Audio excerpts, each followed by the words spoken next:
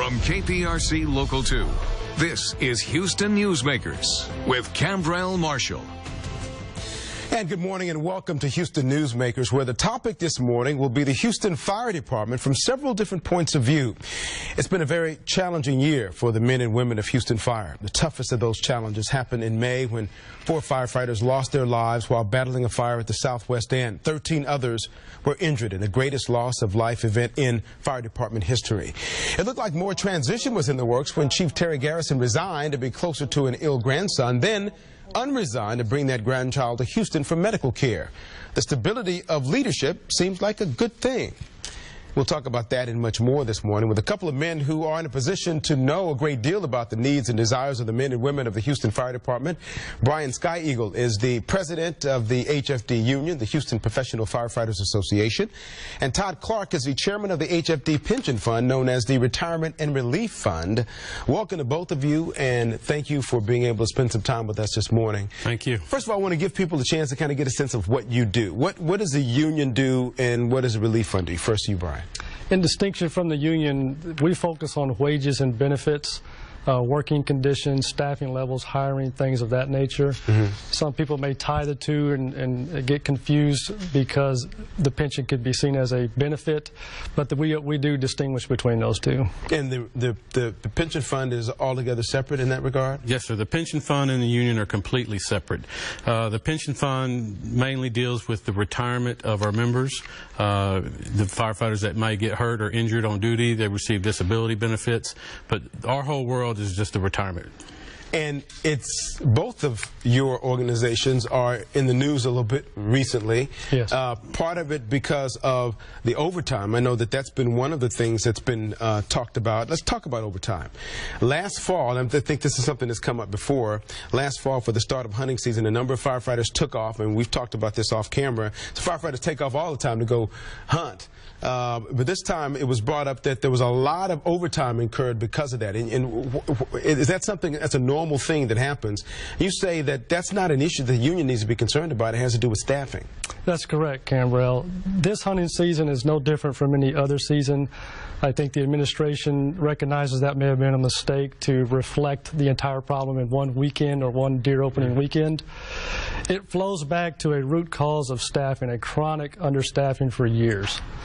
And with that season, as typical with any other spiked like Christmas and Thanksgiving and traditional popular holidays, that the understaffing for years have caused us to be 500 plus firefighters down. We have an attrition rate of 160 that they cannot match through hiring.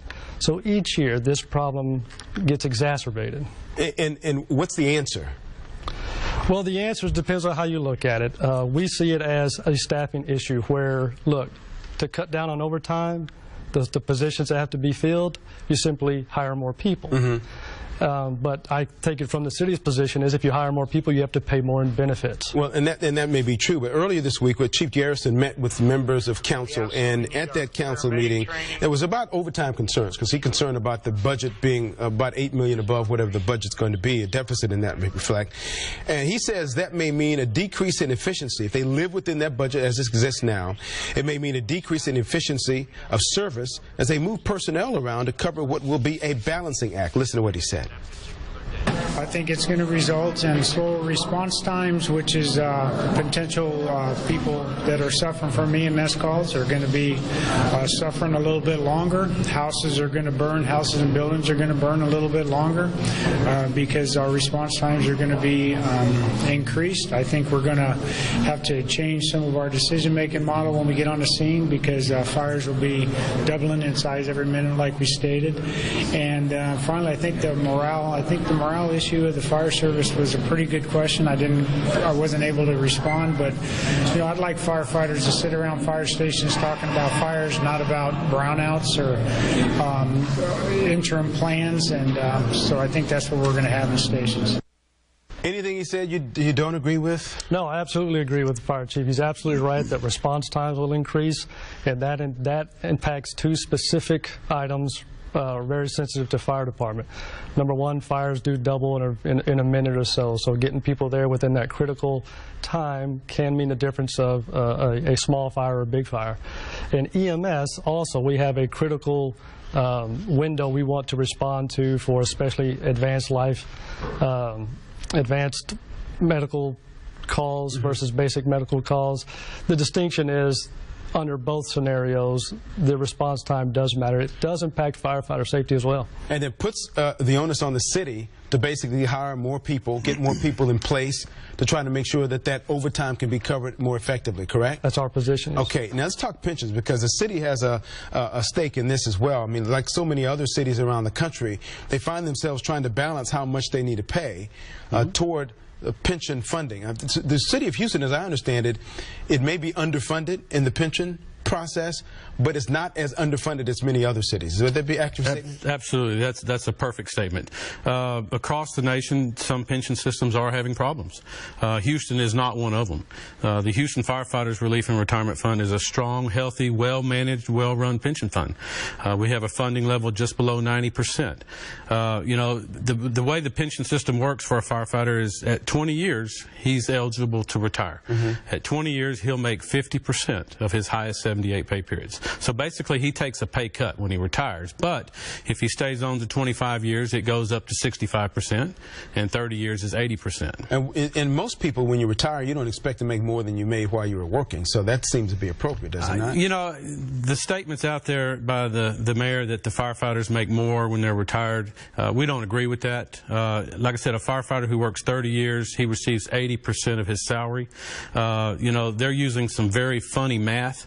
I mean, you can add numbers to do anything to make it show what you want it to say, but we just don't agree with that. You know, any retiree out there, you could ask them, and you know they're going to say absolutely not. There's no way. Well, certainly the conversation seems to be toxic, so much so that recently the mayor has sued the pension fund. Now, here's the way that this came out. This is the way Mark Boyle reported it last month when the suit came out. Those representing both sides in this case, the city and the firefighters, say this legal battle is just beginning. Many of the 3,900 active Houston firefighters are concerned their pension benefits are now in question. Mayor Anise Parker announced the city filed suit against the firefighter pension system. She claims early retirements and overtime are all contributing to the financial pressure on the city to meet its obligations. Our desire through this lawsuit is to force the parties to the table so we can begin the process of negotiating. But Todd Clark, chairman of the Houston Firefighters Relief and Retirement Fund, says changing the current pension system is not an option. First of all, the lawsuit is a political grab. It's she's attacked us since the day she's taken office. We think this lawsuit is a terrible waste of taxpayers' money. The mayor said the current plan is financially unsustainable, but Clark told me that's not his problem, and the city has to figure it out. It would be disastrous because the firefighters have been made a promise by the city, and the firefighters have kept their end of the deal. So it's high time that the city agree and stop trying to go back on the promises made. And Clark says the next step for him is to make sure attorneys are in line and in order in this, and they will go forward again, fighting this all the way. For now, reporting in Southwest Houston, Mark Boyle, KPRC Local 2. It doesn't sound like there's exchanges of kumbaya at any meetings here going on. Is anybody willing to give in any part of this? I know that the pension is a delicate balancing act. Well, you know, the pension system, as I mentioned a while ago, is strong and healthy. We're not broken. We don't need to be fixed. You don't fix something just to say you fixed it. You know, like I said, our funding level is good. The firefighters are 139th in pay nationwide based on a 2010 Firehouse survey, and number 5 in total calls in the nation. So we don't pay into Social Security, so that saves the city 6.2%, which is millions of dollars. So the pension system is all the firefighters have to retire on. We're going to continue to talk about this because I find it fascinating. I know people who are out in the public do as well, because they don't get a sense. They hear that there's a big issue going on with the fire department, either in overtime or in pensions, and how do they get that. So we'll talk more about that in just a second. But I want you to know that Mayor Parker will be the only guest on next week's Houston Newsmakers program. And if you'd like to ask the mayor a question, you can go to my Facebook page, KPRC Khambrel Marshall, like it, then leave your question and we'll work to ask that question for you next week. More Houston Newsmakers right after this break.